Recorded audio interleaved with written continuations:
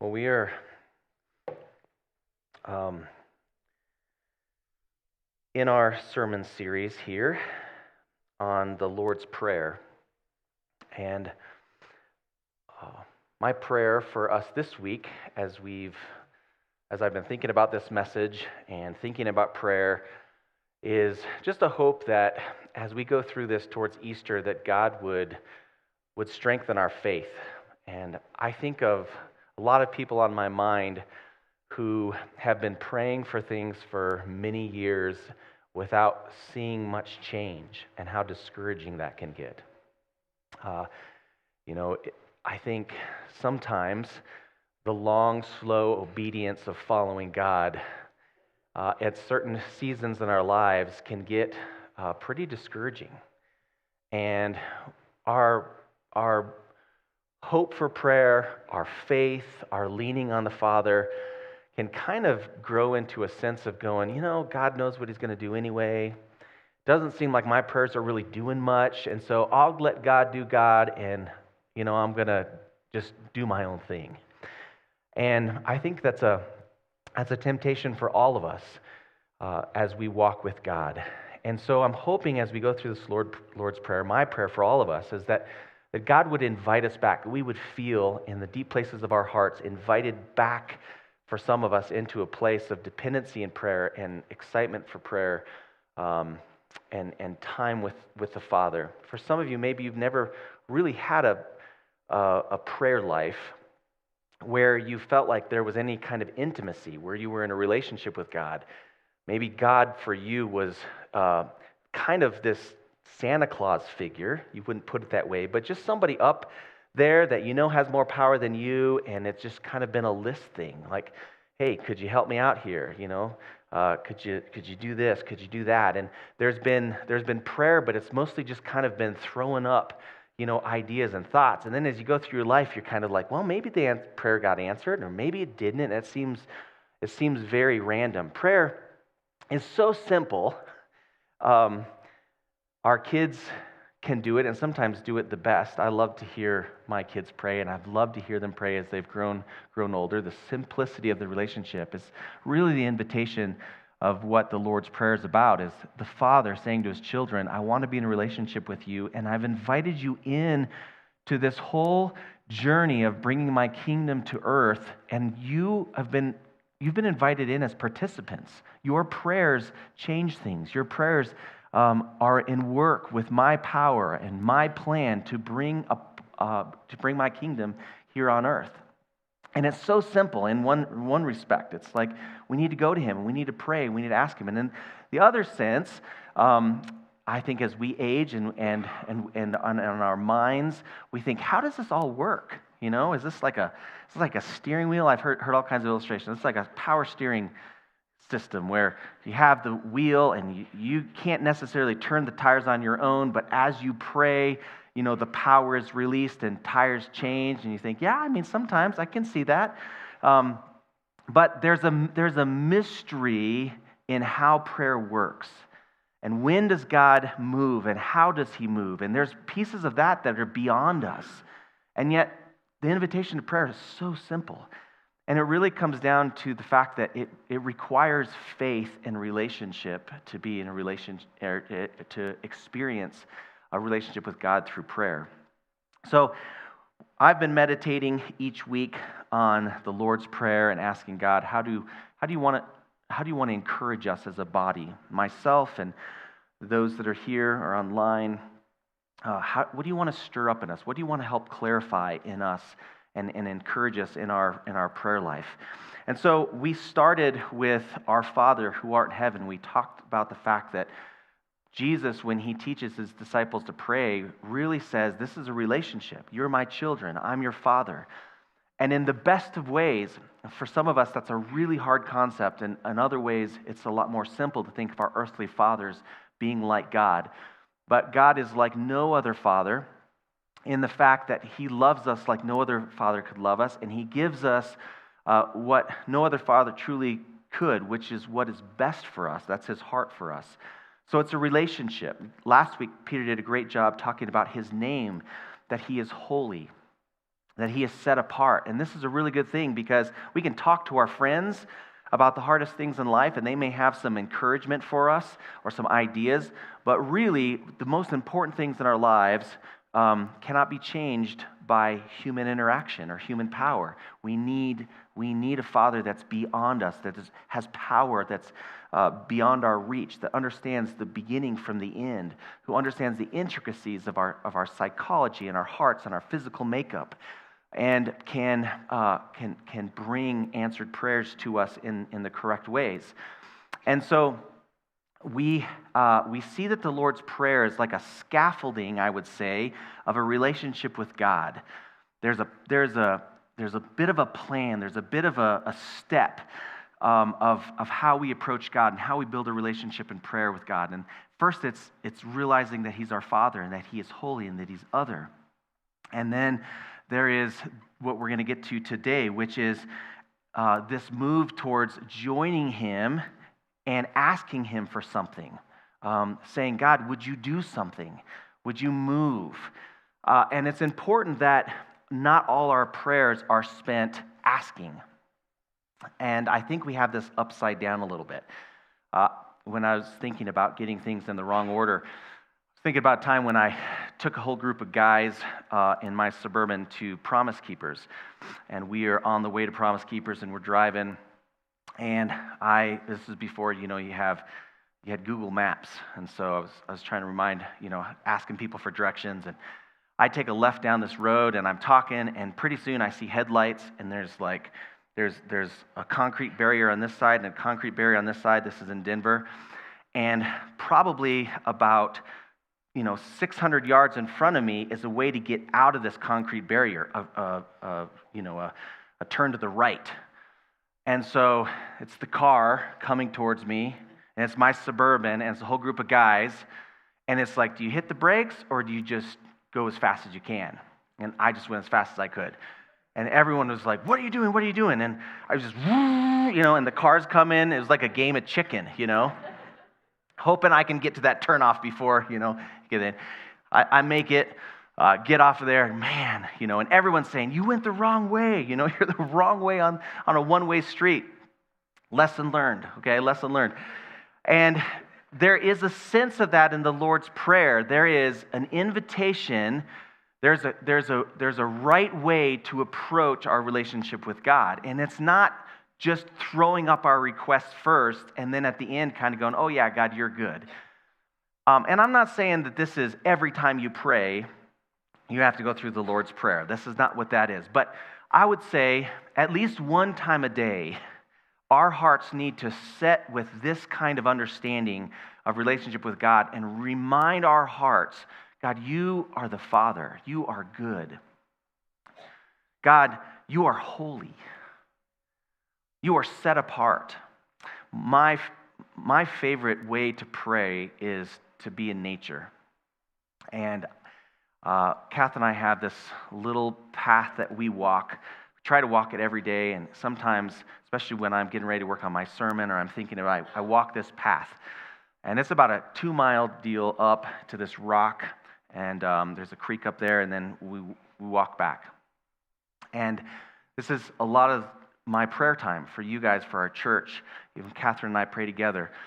But part of being in nature and praying is looking at pine needles and looking at Mount Princeton and storms coming in and, elk crossing. And this beauty of creation sets my mind and my heart in its proper place to go, when I'm praying to a God who created all this, and I can't create all this.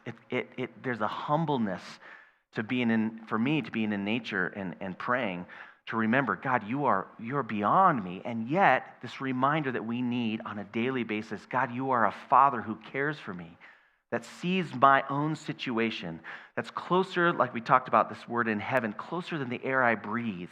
You're far off, and yet you're close. And this sets our heart in a proper way to start to ask for things. Now, if you're like me, I'm trying to pray all throughout the day. I'm sitting down to talk to somebody, and they're going through a hard time, and they're asking me as a pastor, hey, what should I do? in my mind, I'm praying, I have no idea what you should do, And sometimes I'm like, and I have no idea why you're talking to me because I really don't know. There's a humility, the complexity of problems and issues and marriages and kids. So there's this prayer, oh Lord, give me wisdom on what I'm going to say. And I don't go through the whole Lord's Prayer every time I'm praying. Okay, are you with me? There's this conversation with God. But if we're not careful, if we don't stop, if we don't set aside time in our day to go through what I think is a very important invitation, which is the Lord's Prayer, and this isn't a rote thing, this isn't just having to say this prayer, but this is entering into this kind of prayer, this scaffolding of who God is and where I'm at, this posturing before God. We tend to start to veer if we just come to prayer as this kind of, hey God, I need something, all right? I'm in trouble. I don't know what to do. I don't know how to deal with this situation with my son or my daughter or my wife. That's an important part. But if we don't come back, if we don't set aside time to reposition and relook at God and understand who He is and His greatness, then what happens on one side is we start to get bent towards God being this far-off person who just is like Santa Claus. I need something, I need something, I need something. On the other side of prayer, if we only are in this place of looking at God and His greatness and we're never asking Him to intervene in our lives, then what happens is we don't see ourselves as participants in this whole Christian life with Him. So it's both. We should be praying throughout the day as we go through, but we should be setting some time to be with Him. And remember, you are our Father, you are holy, you are good. And then this phrase right here that we're going to focus on just for a few minutes before we go to communion, your kingdom come, your will be done on earth as it is in heaven. And this is a very powerful phrase that bends our heart towards God's priorities. So as we get into this part of the prayer, I want to remind us, and this is super simple, but your prayer and my prayer, our prayers together, they change things. It's a real simple concept. God says, I want you, as you look at the world and you look at your life and there's things that are out of sorts, they're bent, they're twisted in comparison to what God designed and He desires, I want you to pray to me about those things. And I am going to use your prayers along with my power and my plan, and things are going to change. And this is real important, and I know this is like really basic. You're like, I get it. But I don't know that we get it. There's some things in your life and in your family's life and in the world that if you don't pray about, they're not going to change. They're just going to stay the same. And there's some things that if you take time, and I take time to pray about, to fast about, to get serious before the Lord about, that there's going to be a change in direction that's going to change the outcome of things in this world and in life. And there's all kinds of questions around that, and there's all kinds of doctrines around that. We kind of go, yeah, but if God already knows, and if He's sovereign, and this and that, and we get into all these other questions, and God kind of says, there's a lot of this that you just can't understand in your human brains, but let me reiterate this. This is part of the Lord's Prayer. I'm asking you to pray about things that you desire to have changed, and I have decided to use your prayers to change things. End of story. But do you believe that? I'll tell you, there's times in my life when I've believed that it's just so true that when I prayed, it was like I could see that it was going to happen. I've prayed with such faith. There's been seasons in my life that I honestly have felt like my prayers went up to the ceiling someplace, God is up there someplace, and they bounced right back on me, and I went, what is the point of this? And there's been seasons in my life when prayer's been so difficult because I didn't believe this. And part of that was because the outcomes in my life didn't match my desire, and I had prayed about certain things, and there was disappointment, there's grief, and I didn't understand. Some of those things I look back on and I go, you know what, God? I understand why you didn't answer that prayer. I understand how that all worked out.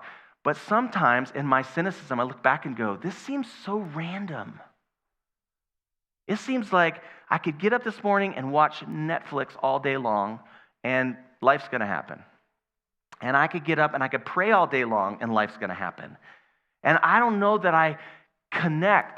There's days when I don't connect the process of prayer with God and His kingdom coming to earth with my participation, and it feels really hollow. And I just want to say this to all of us.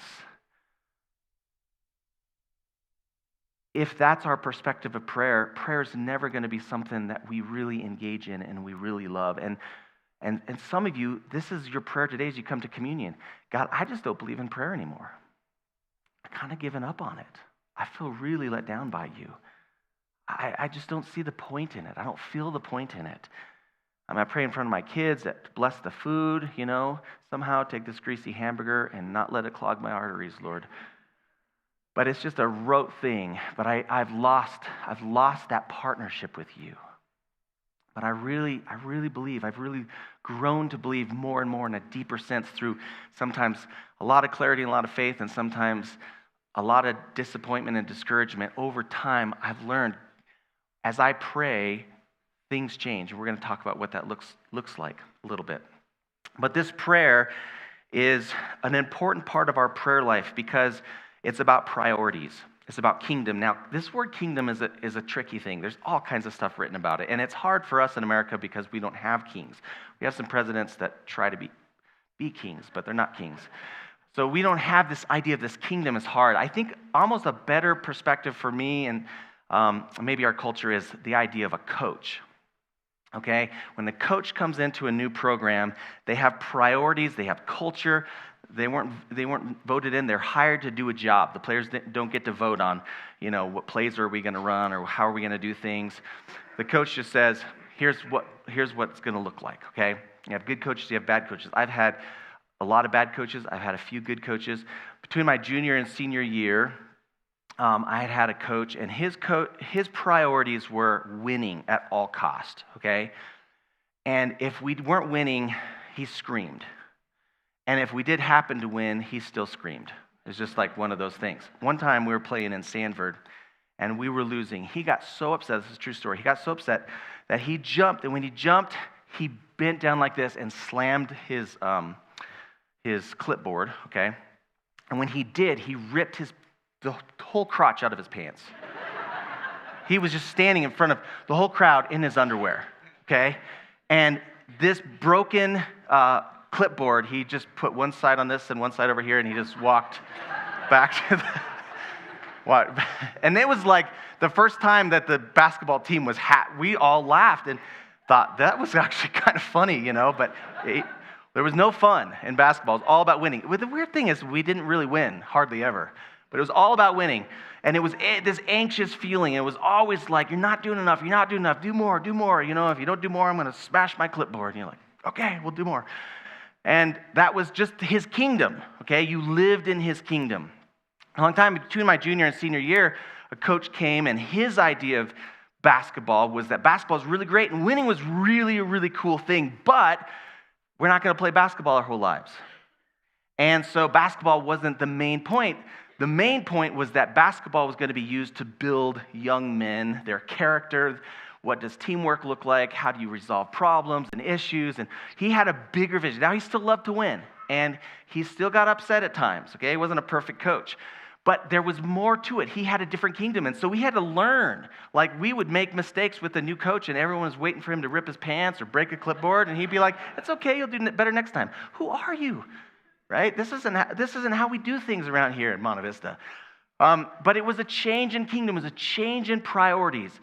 There was still good things if we lost. Here's some growth. Here's things happening. Wow, way to do that. There's people on the bench who, didn't necessarily play, but they helped us win in different ways because they're encouragers. Okay, you with me? This is this kind of idea of a kingdom. So when Jesus comes to earth, there had been this coach, this value system of the world, and it goes really deep into humankind. There's certain things that humans looked for, worshipped for their significance. And he said this isn't what you were created to be. You were created to be my children. You weren't created to be my slaves. I'm not this kind of God that's far off, that you got to do A plus B plus C and try to do all the right things and stand the right way, and then I'll answer your prayers. I'm a father. This is a father-son, father-daughter relationship. I know more than you, just like a father does. I have a bigger perspective, but at the same time, I want you to learn to live in this kingdom and have these priorities. So it's a whole shifting. And people looked at Jesus like he was crazy. What? So this coming into prayer, your kingdom come, is saying, God, in my DNA, okay, I am bent towards worldly priorities. And if I'm ever going to pray what you want prayed for, if I'm ever going to love like you want loved for, I need your kingdom values. I need you to coach me. I need you to take the things in my heart, the things that I've made really big in life that I think are super important, and you're like, not so important. And the things that I think are like, it's not a big deal, and are really big to you, I need you to adjust my whole heart, how I look at the game of life. I need you to redo how I see life. And that's what I'm inviting. Your kingdom come. I want your priorities. I want your values. I want the way you see people, the way you hunger for things. I want to cry. I want to get really upset at what you get upset at. And when you are really happy and you want to celebrate something, I want to be like on the edge of my seat. I want to be celebrating. I need realigned. And this is so deep inside of us. We're upside down in so many ways. This prayer comes off the heel of the Beatitudes. And this is about these priorities. He says, blessed are you who are poor, for yours is the kingdom of God. This is Matthew 5:20 and on if you want to follow along in your Bible. Blessed are you who are hunger now, for you will be satisfied. Blessed are you who weep now, for you will laugh. Blessed are you when people hate you, when they exclude you and insult you and reject your name as evil because of the Son of Man. Rejoice in that day and leap for joy, because great is your reward in heaven, for that is how their ancestors treated the prophets. And so this is this idea of what is important to God, what's most important. And he's using this very strong language to juxtaposition his priorities to the world's priorities. This is the world's priorities. This comes from looking at the Beatitudes, both in Luke and Matthew. But he's saying this: your DNA, left to its own, you are drawn to power, you're drawn to material comfort, you're drawn to success, you're drawn to laughing, in the Greek that is gloating over other people. You're just bent that way. Yesterday, our family went to go get their 4-H pigs, okay? And you go to a pig farm, and it's just a wonderful smell. You just walk into the pig farm, it just wafts over you. And it's so interesting because the people that work at the pig farm are like, I don't smell anything. You know, you're like, I don't understand how you live here. But you go into this building, and they bring all the pigs out, and you're looking at them, and you're trying to act like you know what you're doing. You know, like, oh yeah, it's a good-looking pig, you know. And we know a little bit about pigs, but this guy told me, he said, well, I said, what's it like being a pig farmer, pig rancher? It's make a good living at it. We've been doing it for 200 generations, and so we really love pigs. And I said, I can tell. He's got like 400 pigs. He tells me, he says, my wife always wanted to go to Disneyland. I'll have none of it.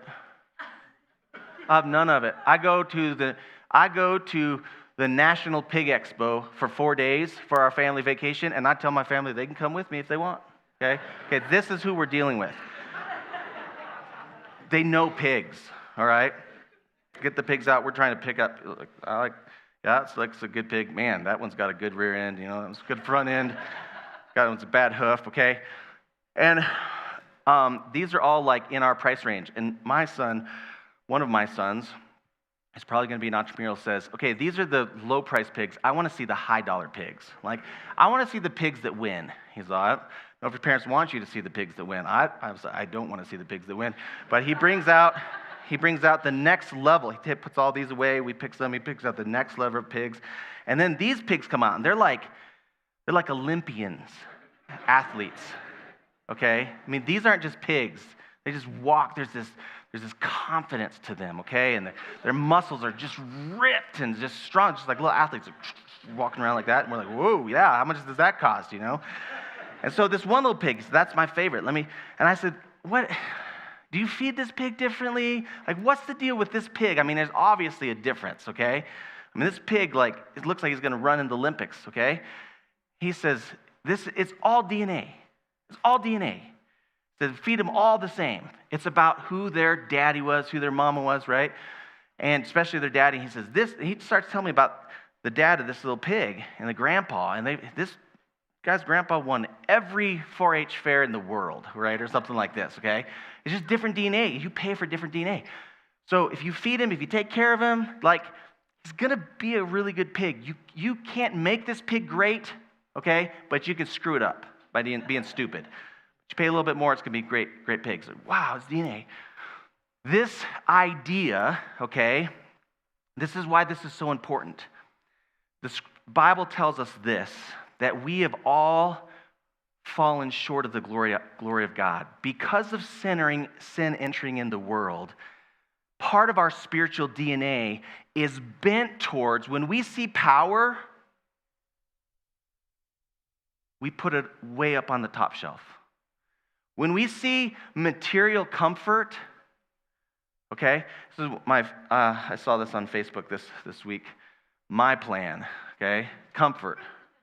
That's winning, okay. God's plan, all right. There's a shark down here that's not drawn in, okay, up and down, all this kind of thing. We're bent towards just going, you know what I actually would like is just easy. I mean, I want some adventure, but I want those adventures to be easy. So we are bent towards right here. We're bent towards power, material comfort, success, gloating. This is what we're bent towards. So prayer is so important. Prayer and saying, God, I want your kingdom to come. I want your will be done. I need you to take my heart, because when I come out of that chute as a little person, okay, my DNA is bent towards pride, gloating, success, material comfort. If I buy the right things, if I look the right way, if I have the right job, if the right people like me, if the right people clap for me, if I can look down on the right people and people that I look up to say something good about me, there's something in our heart that comes alive. And it feels really good, but Jesus is saying in the Beatitudes, it's really what's wrong with the world. Now, having power, not the problem. Having some comfort, Jesus isn't saying don't have comfort. Having success, he wants us to be successful. He wants us to laugh, but he's saying this, there's this DNA part of your life, and it goes way, way, way back to your great-great-great-great-great-grandpa Adam. And if we don't spend time in prayer, our DNA just goes with it. And we just feed this stuff in ourselves. We feed it with our family and our kids, and we compare our kids, and sports isn't just sports, it becomes about winning, and we start to try to win through our kids, and we cover up and we hide, and when we sin, we don't want anybody to know because it will make us not look successful. And when hard times come, instead of saying, God, grow me and build me and help this hard time to use me, we skirt it and we buy things and we eat. Anybody here eat to feel comfortable? I do. Okay, yeah. Just, God, get me through. Okay, to what, God says? Where are you getting you through to? The weekend. Well, then what? I don't know, the kids getting out of the house and us not being too sad. Okay, and then what? Retirement. Yes, that's it. We want to get there to retirement. So what do we got to do? We got to get to retirement. Then what? We die. Then what do we do with our stuff? We don't know. Our kids don't want it. But all those things, they made us feel so comfortable. And this old antique dresser that we've kept for 3 generations, my kid doesn't want it. Where did I go wrong? And it doesn't matter. You're dead. It's all goes back in the box and it's done. But it's so in us. This is prayer. This is God. If you just let me go, this is the truth about prayer. If you don't pray, the danger is that life could go really well for you. And you could get what you want. You could have success. You could have power. You could have all the money. And everything could go the way you want it. And Jesus says, woe to you. Woe to you. Because if life goes, everything goes well, and you never weep, and you never mourn, and you never let your life be transformed into a different kingdom, you never get a different coach, then that's it. That's all you get, Jesus is saying with the Beatitudes. That's it. You get your power. And guess what? After you're retired, you used to have all these employees and employers.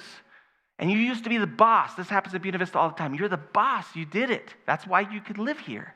And then you get here and you don't have any employees except for your wife. Your wife is the boss. So now you're an employee. You know, what happened with my power? Then you join a homeowners association. Don't, okay? Whatever is inside of you that feels like I could change this neighborhood, don't do it if you go to Clearview. Just, nope, not going to do it, okay? You get in there and they're trying to change everything and material comfort, success. Are you with me? Do I have to keep going? But this is deep. This is why we need prayer, because God has to say, it's not what's going to really make you happy. It's not the point. Because if we don't stop at this part, your kingdom come, your success, what matters to you, what's really important to you, I need you somehow, in the only way that you can, to come into this heart of mine that just longs for all these things that are not really important. And I need you to place your heart in me, because I want to be about what you're about, because it lasts. It's eternity. It's going to be going on and on and on. It's not like your stuff. It's not like your power, your success. It's about God. It's about His glory, and that's going to go on for eternity. So I need you to come in, and I need you to rearrange me. And I got to tell you something. This doesn't happen by you just thinking about this. This doesn't happen. This is too deeply. It's too much part of your DNA. This needs a miracle. Your heart doesn't change by just going through life, just trying to figure it out. No, it doesn't. It only changes if you say, God, I need your supernatural power to come in and to change my heart, because I'm bent towards resentment. I'm bent towards gloating. I'm bent towards anger. I'm bent towards all of these other things, and I need you in my heart. I need you in your heart. So what happens if we pray this prayer?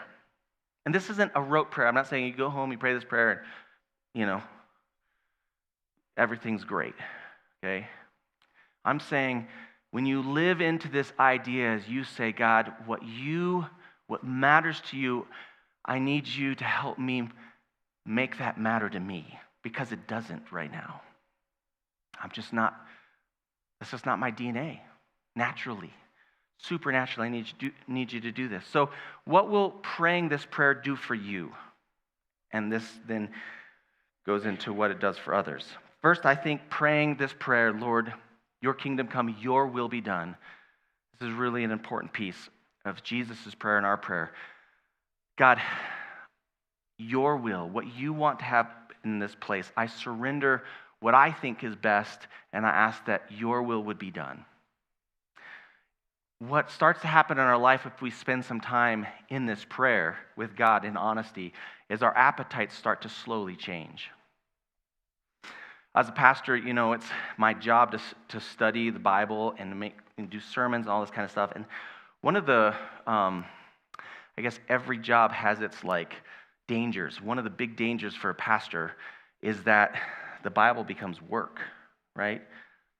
So, if you're a landscaper, so to speak, or construction guy, you do trim work, usually if you go to that person's house, there's not much trim work done or landscaping. Are you with me? Nobody wants to bring their work home, okay?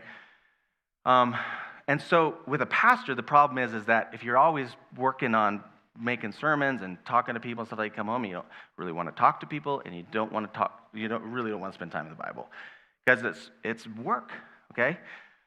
And lately, I've been feeling this in my life. I don't know if I want to go to small group. I don't know if I want to go to an extra prayer thing. I don't want to listen to a podcast about the Bible. I'm just sick of the Bible right now, okay? I know that's really weird for a pastor to say. You're like, I'm going to find a different church. And you may want to. But my prayer, as I've been praying this prayer, is, God, I need my appetite back for this. Not so I can preach better. Not so I can do better Bible studies or anything like that. I used to love to be in your word, and I've just lost it. I just lost it.